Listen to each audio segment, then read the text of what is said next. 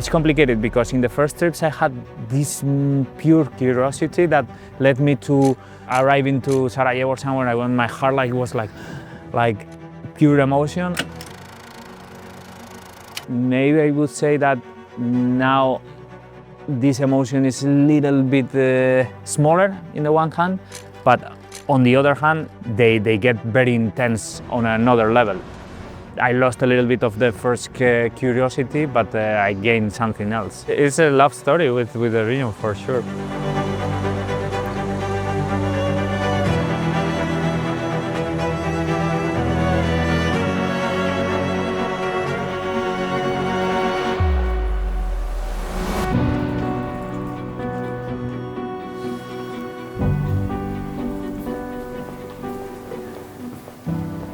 The morning will change everything. The title of the show comes from a band from Yugoslav times, a band from Sarajevo called Indeksi.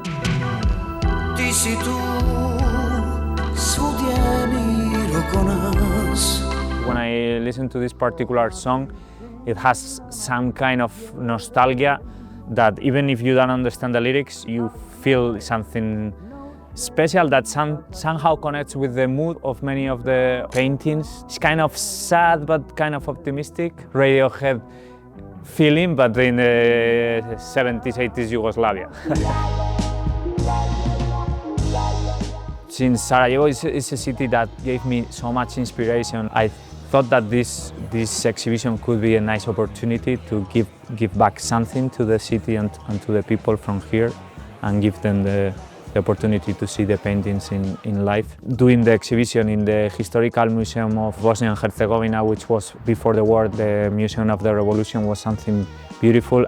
The museum building itself, built in the 60s as a representative of modernist architecture, was not until recently seen as a valuable one. My name is Elma Hasimbegovic. I'm from Sarajevo. I work at the History Museum of Bosnia and Herzegovina. This year the museum celebrates 80 years since it has been established in 1945. The mission of the museum is to deal with wars, mostly. But what we are trying to do is really to sensitize the topics and also to make the museum more comfortable with including arts. As a human who is interested in former Yugoslavia, I read a lot about the war of the 90s. So evident when you're here, it's in the air all the time. When it comes to the paintings, I wouldn't say that it's a direct topic that I'm interested in the sense that I am more interested in former Yugoslavia as a post-socialist society than I am as a post-war society, and in that sense I am also not super interested on reflecting the direct marks of the war in the walls of the buildings, like I'm trying to look for buildings that have holes from the bullet action.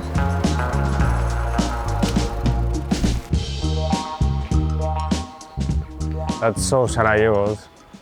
These kind of street lamps that I don't know, they are like there is a word like to say like cute, like kind of cute, you know.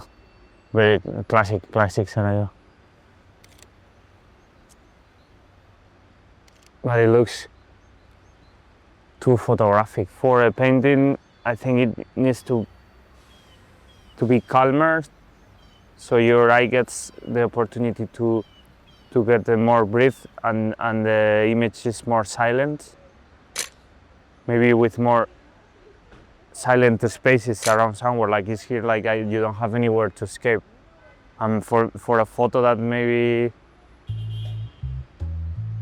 was going to say that it's a quicker digestion, but that's maybe highly offensive for photographers, but I don't know, there is something there.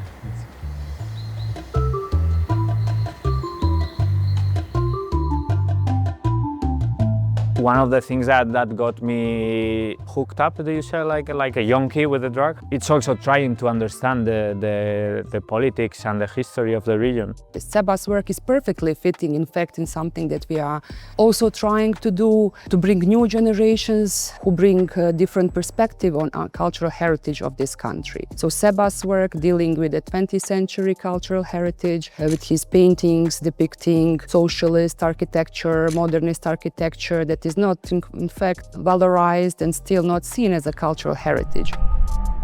This was our intention by bringing Sebas art into the museum, to open the door to young artists, also to feel like home and feel comfortable here. From streets to the gallery spaces, I think this is a very strong connection, this very strong idea behind the exhibition of Sebas. I am a figurative painter, and in the figurative painter world there is many people who sees like the interest for photography as something negative, and in my case it's so much the contrary, since I take pictures in all my trips that then I'm working with those to make collage and create the paintings. This was a nice opportunity to talk about that a little bit, and to not see, in the case of a figurative painter, the influence of photography as something negative, that's something positive, and look for that dialogue in between the different disciplines that sometimes share the same topic but from different media.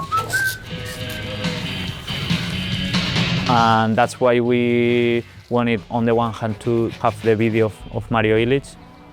When I saw his work, I was super impressed about the huge talent of this Bosnian filmmaker. And in the same sense, we collaborated with Jose de Lou, which is my long-term collaborator and friend from Pamplona. We do many research trips together. When I paint murals, he always comes with me, and we thought it was a nice opportunity for the viewer to see, again, similar topics but seen from different perspectives and disciplines, and compare what makes something suitable for a photo but maybe not for a painting, but maybe not for a video. I find those very interesting questions. Film gives like such a painterly approach to the photography, so in that sense I think it's very nice for the viewer to have the chance to experience like how painting and photography, analogic photography in this instance, can be similar or different. As part of the wider outreach program, we have also different events, and we are going to have talks with experts, both international and local, have a musical performance. Yeah, we really wanted for this exhibition to be more than the paintings in the room. I don't know if I try to address it like in a very conscious way, but nostalgia is a word that comes easily to my mind when I see the paintings, or also while working. It's a special nostalgia because in my case it's a nostalgia of very often of something that I've never known. Like for instance, I'm also trying to learn the language. Is learning the language a way to make better paintings? I don't know the answer. I don't know. I will try just in case. Ja sam Sebas Velasco, ja sam slikar iz Spanje. Živim u San Sebastian. Sada smo u Sarajevo.